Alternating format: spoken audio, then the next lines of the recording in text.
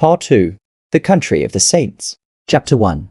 On the Great Alkali Plain. In the central portion of the great North American continent, there lies an arid and repulsive desert, which for many a long year served as a barrier against the advance of civilization. From the Sierra Nevada to Nebraska, and from the Yellowstone River in the north to the Colorado upon the south, is a region of desolation and silence.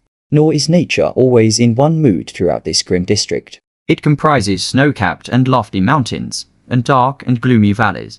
There are swift-flowing rivers which dash through jagged canyons, and there are enormous plains, which in winter are white with snow, and in summer are grey with the saline alkali dust. They all preserve, however, the common characteristics of barrenness, inhospitality, and misery. There are no inhabitants of this land of despair. A band of Pawnees or of Blackfeet may occasionally traverse it in order to reach other hunting grounds, but the hardiest of the braves are glad to lose sight of those awesome plains, and to find themselves once more upon their prairies. The coyote skulks among the scrub, the buzzard flaps heavily through the air, and the clumsy grizzly bear lumbers through the dark ravines, and picks up such sustenance as it can amongst the rocks. These are the sole dwellers in the wilderness. In the whole world, there can be no more dreary view than that from the northern slope of the Sierra Blanco.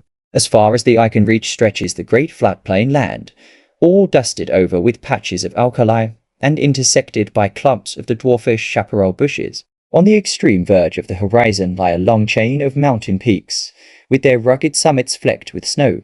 In this great stretch of country there is no sign of life, nor of anything appertaining to life. There is no bird in the steel blue heaven, no movement upon the dark, grey earth above all.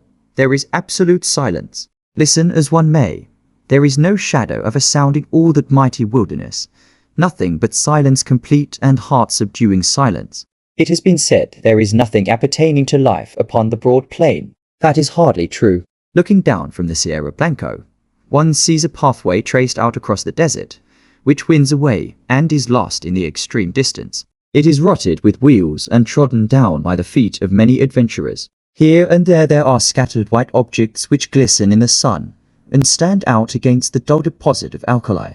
Approach and examine them. They are bones, some large and coarse, others smaller and more delicate. The former have belonged to oxen, and the latter to men. For 1,500 miles, one may trace this ghastly caravan route by these scattered remains of those who had fallen by the wayside. Looking down on this very scene, there stood upon the 4th of May, 1847, a solitary traveller. His appearance was such that he might have been the very genius or demon of the region.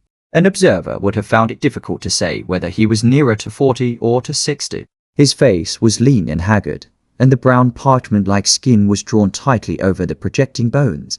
His long, brown hair and beard were all flecked and dashed with white. His eyes were sunken in his head, and burned with an unnatural lustre, while the hand which grasped his rifle was hardly more fleshy than that of a skeleton. As he stood, he leaned upon his weapon for support, and yet his tall figure and the massive framework of his bones suggested a wiry and vigorous constitution. His gaunt face, however, and his clothes, which hung so bagly over his shriveled limbs, proclaimed what it was that gave him that senile and decrepit appearance. The man was dying from hunger and from thirst. He had toiled painfully down the ravine, and onto this little elevation, in the vain hope of seeing some signs of water. Now the great salt plain stretched before his eyes, and the distant belt of savage mountains, without a sign anywhere of plant or tree, which might indicate the presence of moisture. In all that broad landscape there was no gleam of hope. North and east and west he looked with wild questioning eyes, and then he realized that his wanderings had come to an end, and that there, on that barren crag, he was about to die. Why not here, as well as in a feather bed, 20 years hence? He muttered, as he seated himself in the shelter of a boulder. Before sitting down, he had deposited upon the ground his useless rifle, and also a large bundle tied up in a grey shawl, which he had carried slung over his right shoulder. It appeared to be somewhat too heavy for his strength, for in lowering it, it came down on the ground with some little violence. Instantly there broke from the grey parcel a little moaning cry, and from it there protruded a small, scared face, with very bright brown eyes, and two little speckled, dimpled fists. "You've hurt me," said a childish voice reproachfully. "Have I though?" the man answered penitently. "I didn't go for to do it."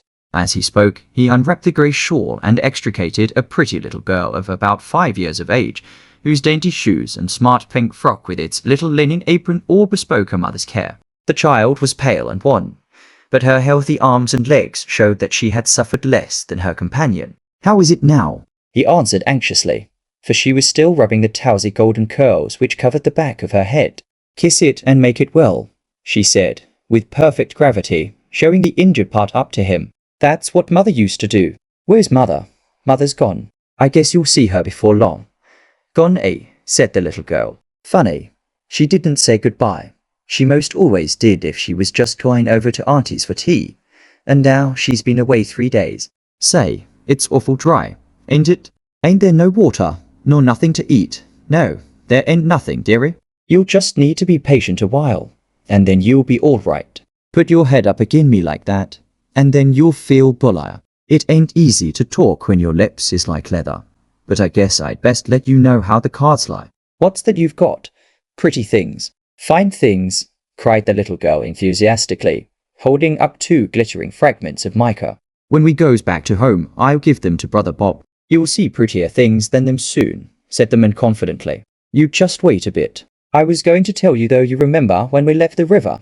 Oh, yes. Well, we reckoned we'd strike another river soon, I see. But there was something wrong, compasses or map or something, and it didn't turn up. Water ran out. Just except a little drop for the likes of you, and you couldn't wash yourself, interrupted his companion gravely, staring up at his grimy visage. No, nor drink. And Mr. Bender, he was the first to go, and then Indian Pete, and then Mrs. McGregor, and then Johnny Holmes, and then, dearie, your mother. Then Mother's a deader too, cried the little girl, dropping her face in her pinafore and sobbing bitterly. Yes, they all went except you and me.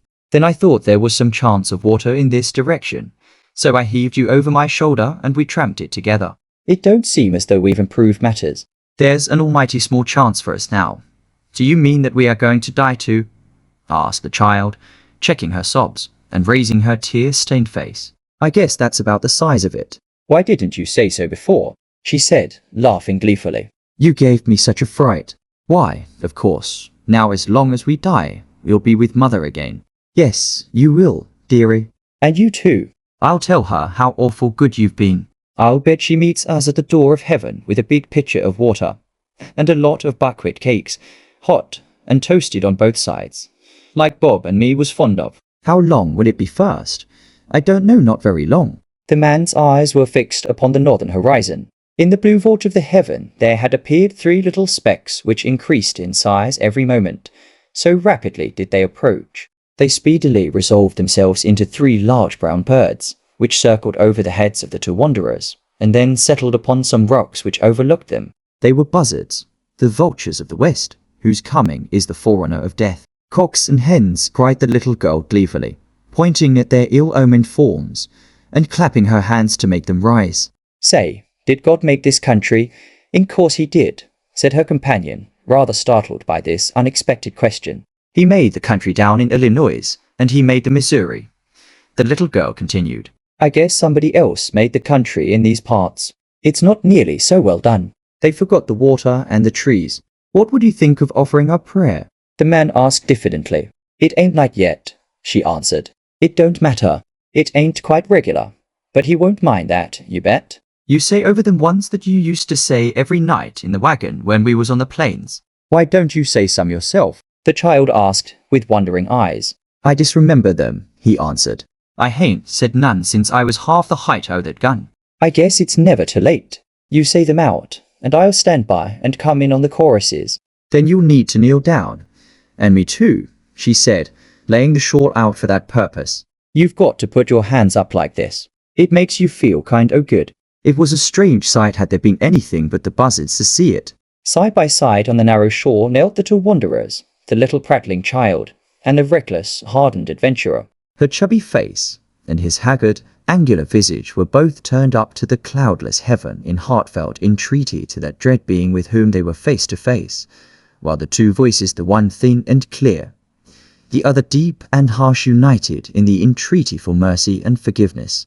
The prayer finished, They resumed their seat in the shadow of the boulder until the child fell asleep, nestling upon the broad breast of her protector. He watched over her slumber for some time, but nature proved to be too strong for him. For 3 days and 3 nights he had allowed himself neither rest nor repose. Slowly the eyelids drooped over the tired eyes, and the head sunk lower and lower upon the breast, until the man's grizzled beard was mixed with the gold tresses of his companion, and both slept the same deep and dreamless slumber. Had the wanderer remained awake for another half-hour, a strange sight would have met his eyes. Far away on the extreme verge of the alkali plain there rose up a little spray of dust, very slight at first, and hardly to be distinguished from the mists of the distance, but gradually growing higher and broader until it formed a solid, well-defined cloud. This cloud continued to increase in size until it became evident that it could only be raised by a great multitude of moving creatures. In more fertile spots, the observer would have come to the conclusion that one of those great herds of bisons which graze upon the prairie land was approaching him. This was obviously impossible in these arid wilds. As the wall of dust drew nearer to the solitary bluff upon which the 2 castaways were reposing, the canvas-covered tilts of wagons and the figures of armed horsemen began to show up through the haze, and the apparition revealed itself as being a great caravan upon its journey for the west. But what a caravan! When the head of it had reached the base of the mountains, the rear was not yet visible on the horizon. Right across the enormous plain stretched the straggling array, wagons and carts, men on horseback, and men on foot.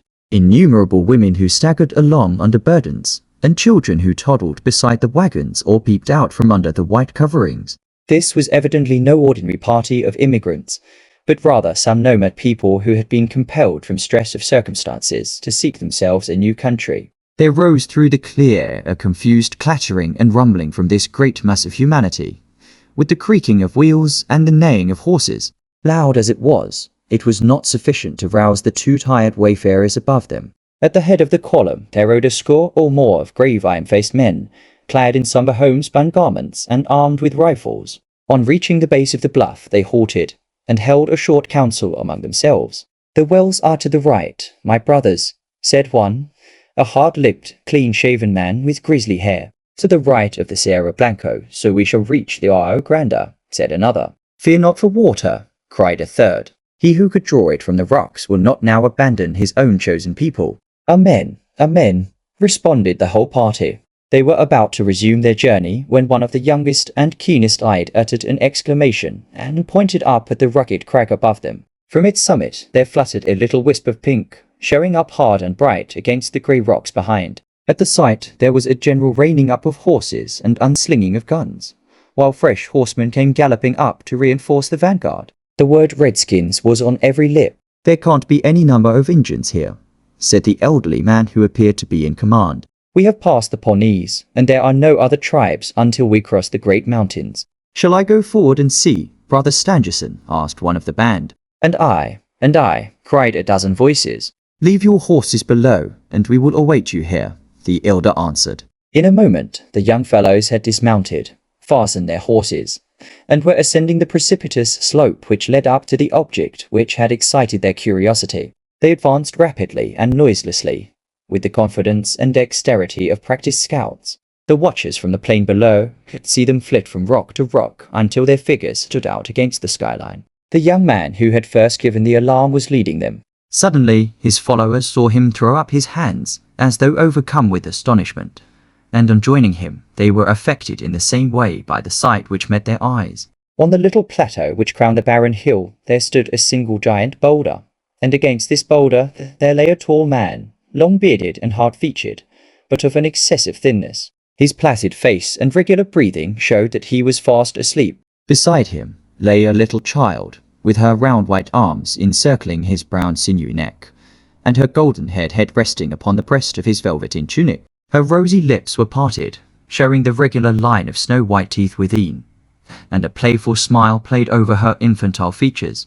Her plump little white legs, terminating in white socks and neat shoes with shining buckles, offered a strange contrast to the long shriveled members of her companion. On the ledge of rock above this strange couple there stood 3 solemn buzzards, who, at the sight of the newcomers, uttered raucous screams of disappointment and flapped sullenly away. The cries of the foul birds awoke the 2 sleepers, who stared about them in bewilderment.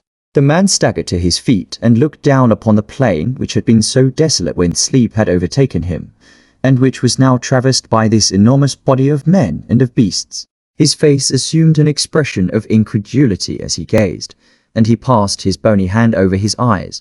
"This is what they call delirium, I guess," he muttered. The child stood beside him, holding onto the skirt of his coat, and said nothing but looked all round her with the wondering questioning gaze of childhood. The rescuing party was speedily able to convince the two castaways that their appearance was no delusion. One of them seized the little girl and hoisted her upon his shoulder, while two others supported her gaunt companion and assisted him towards the wagons. "My name is John Ferrier," the wanderer explained. "Me and that little un are all that's left o' 21 people. The rest is all dead o' thirst and hunger away down in the south." "Is she your child?" asked someone. "I guess she is now," the other cried defiantly. "She's mine 'cause I saved her." "No man will take her from me." "She's Lucy Ferrier from this day on." "Who are you though?" he continued, glancing with curiosity at his stalwart, sunburnt rescuers. "There seems to be a powerful lot of ye." "Nigh upon 10,000, said one of the young men. "We are the persecuted children of God, the chosen of the angel Morona."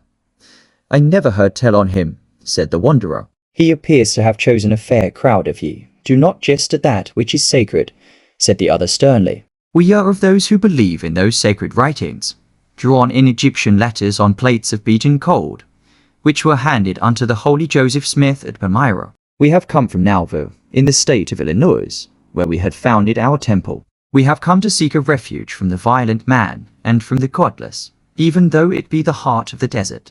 The name of Nauvoo evidently recalled recollections to John Ferrier. "I see," he said. "You are the Mormons." "We are the Mormons," answered his companions with one voice. "And where are you going?" "We do not know." "The hand of God is leading us under the person of our prophet." "You must come before him. He shall say what is to be done with you."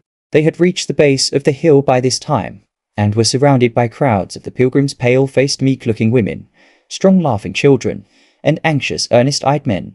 Many were the cries of astonishment and of commiseration which arose from them when they perceived the youth of one of the strangers and the destitution of the other. Their escort did not halt, however, but pushed on, followed by a great crowd of Mormons, until they reached a wagon, which was conspicuous for its great size and for the godliness and smartness of its appearance. 6 horses were yoked to it, whereas the others were furnished with 2, or at most 4 apiece. Beside the driver there sat a man who could not have been more than 30 years of age, but whose massive head and resolute expression marked him as a leader. He was reading a brown-backed volume, but as the crowd approached, he laid it aside and listened attentively to an account of the episode.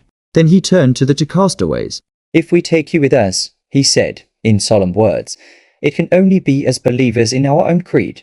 We shall have no wolves in our fold. Better far that your bones should bleach in this wilderness than that you should prove to be that little speck of decay which in time corrupts the whole fruit." "Will you come with us on these terms?" "Yes, I'll come with you on any terms," said Ferrier, with such emphasis that the grave elders could not restrain a smile. The leader alone retained his stern, impressive expression. "Take him, Brother Stangerson," he said. "Give him food and drink, and the child likewise. Let it be your task also to teach him our holy creed." "We have delayed long enough. Forward!" On to Zion, on to Zion," cried the crowd of Mormons, and the words rippled down the long caravan, passing from mouth to mouth until they died away in a dull murmur in the far distance. With a cracking of whips and a creaking of wheels, the great wagons got into motion, and soon the whole caravan was winding along once more. The elder to whose care the two waifs had been committed led them to his wagon, where a meal was already awaiting them. "You shall remain here," he said. "In a few days you will have recovered from your fatigues. In the meantime, remember that now and forever you are of our religion. Brigham Young has said it, and he has spoken with the voice of Joseph Smith, which is the voice of God.